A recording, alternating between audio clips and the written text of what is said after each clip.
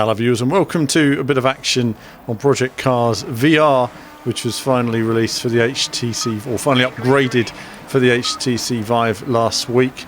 I was on it straight away, and here you can see a little bit of action of it running on the HTC Vive, currently running with my GTX 780. So I'll point out here that the video that you're going to see in this video, I'm not seeing all what you're seeing when you're seeing it because I haven't cut it all together yet, but you'll be seeing it. I think it's filmed from the left eye, so the perspective is always a bit off because of course you've got a different camera view in each eye. It's also running on the lowest possible setting, even a lower resolution as well. I had to drop the resolution to get it running, so it's really hard running on this card. I think this is the first game I've played where you need more than, or you need your 1080 to really see the performance of the game properly. But either way, it's very impressive. Now, I've got a video coming up with this complete run here in the the Formula C car at Imola, and then next I'm going to have a bit of action in the Formula A as well. Now, the first thing you notice when you set the game up, or say the game, is the feeling that you're actually inside the car. You've got this cockpit around you, you're lying down, you look down, you can see your body, and when it's turning, like in the F1 car, you've got very limited sort of view, if you like, and it takes a bit of getting used to. I found that when I was first using it, I was understeering a lot into corners. I don't really know why. It's to do with the field of view, I guess, and that's something else that's going to need a bit of tinkering, I think, to get just right. My body in the game was much smaller than my body in real life, so I think tweaking it to make it all look right, I think, is important. In some cases, it made the steering wheels look bigger in the actual game, almost unrealistically big. But then again, a lot of the racing drivers, to be fair, are not 6'6" my height. They're probably 5'6", so there is a difference there as well. And I will say their bodies are probably a little bit more representative of a racing driver jockey.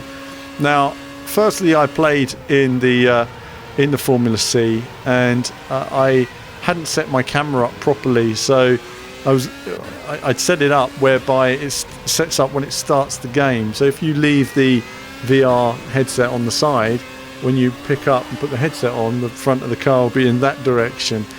So of course I had this view where I was looking down on the car, and you may see a clip of it, where I had this headless driver and I was trying to drive backwards. It was a bit of a nightmare, so I had to go in and set it up so that every time I race, it sets up the head position, which is important because if other people use it, they might be lower in the chair than me.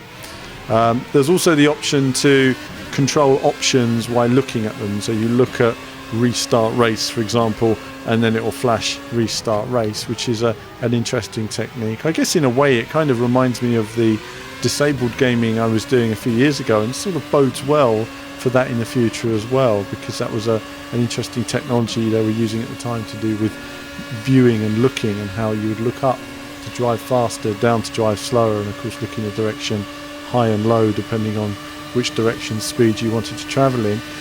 First thing I just wanted to do really was go through as many cars as possible, and you'll see here of course a bit of the 98T.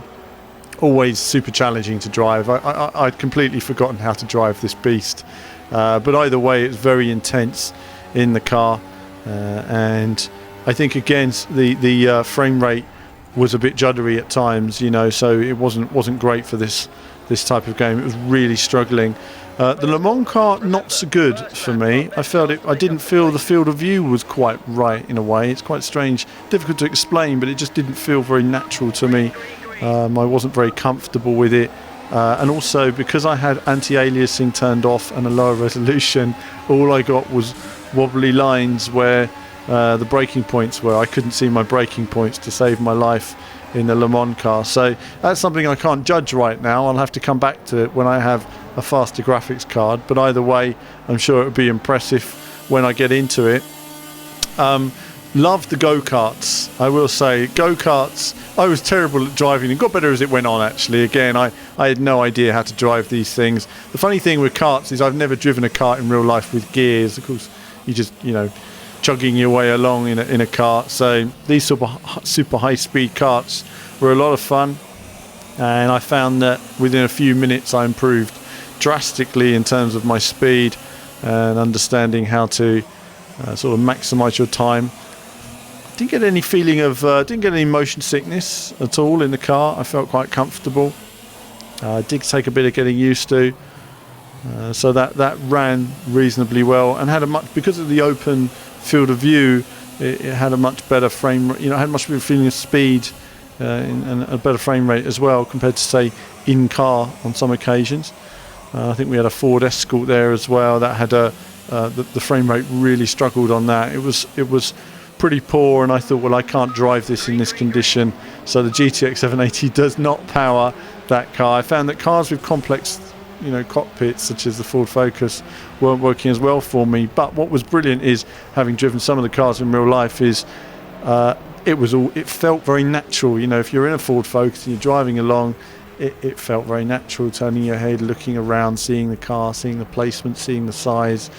Again, another really interesting touch. And what's brilliant is, it's brilliant, but it's a shame that this video does not convey to you right now just how brilliant the VR is. It just doesn't. And that's the thing. You're just seeing a 2D image. You've not got the side of the car surrounding you in terms of performance. But my favourite car, and I can't remember which one this was now, 71 car or something like that. It's one of the retro cars. The old cars just were absolutely brilliant to drive. And what was brilliant about them was the feeling of intensity in the car. But when I was driving around this track, I found myself leaning over the cockpit to look at my wheel placement so that I could really get the car right into the apex, really going along the curb lines really tight in the sort of view that I just couldn't get from a single screen. I was actually able to lean my head now, line that car up, get really good speed, and then accelerate out, seeing the corner ahead. Fantastic, absolutely brilliant feeling. Ran this a few times, didn't run it cleanly, had a few crashes with the AI, but either way, I thought that this was absolutely brilliant, and I can't wait to try this again when I have an opportunity to try it on a better card. Either way, we're at this stage now where you've got great visuals there, and it's just a matter of increasing the fidelity on later builds of the hardware. But and somebody's going to ask me now, does it replace my triple screens? For me, not yet, for two reasons really. But for the main reason is resolution. Resolution just isn't there yet. Yes, it's come a long way. Yes, it's incredibly immersive. But no, it's a bit of a strain on your eyes when you're looking at 4 pixels, which are the car in front. So it still needs a better resolution. Also for me, from a YouTube point of view, the whole looking where I'm seeing, you just don't get it as much from this one left eye that you're seeing in this video. So from that position, it doesn't replace my triple screens yet, but it will do in the future. There's no doubt about it. There'll come a time when the resolution will be so good, you'll barely even need a desktop monitor, because you'll put it on and you'll have, whatever, 100-inch screen, 500-inch screen in front of you if you want it, that's going to be super high resolution. So still a long way to go. We've got to wait until the new sort of screens, the new graphics cards become mass market. Everyone gets higher resolution monitors and VR headsets, and then we'll start to see the technology coming down in price and trickling down. It's still a very early time.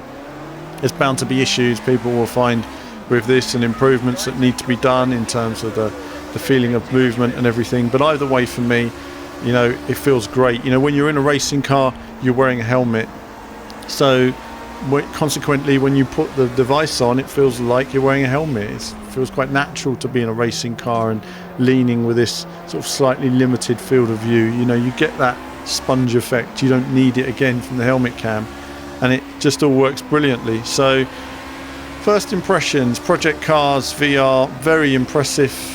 Look forward to testing it with more powerful graphics card in the future, and look forward to sharing a few more races and looking for better ways to film it as well, to give you guys a feeling of how visceral the experience can be.